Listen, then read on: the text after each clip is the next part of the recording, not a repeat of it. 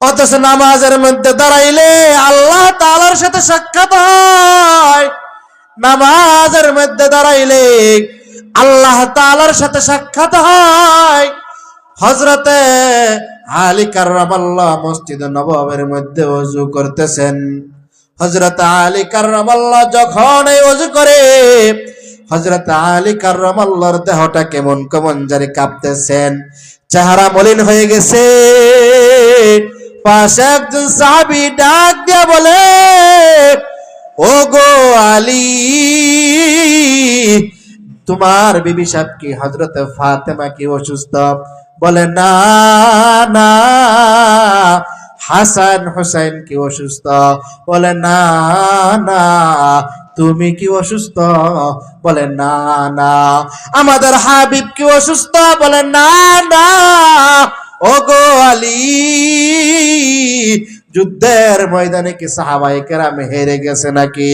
কোন সাহাবী কি শহীদ হয়েছে নি?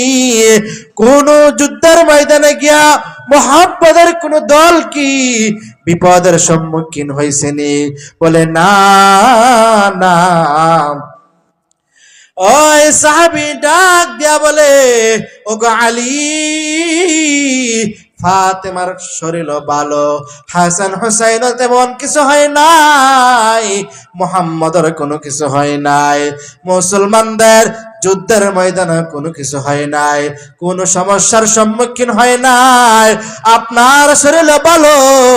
ওগো আলী, আপনার দেহটা কি জন্য কাঁপতেছে?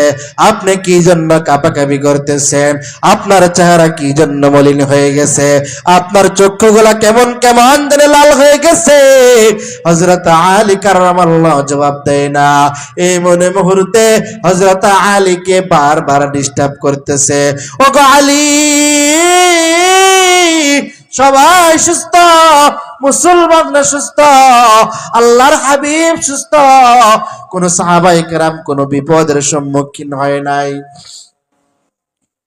তাহলে আপনি কি জন্য কাঁপাকাঁপি করতেছেন?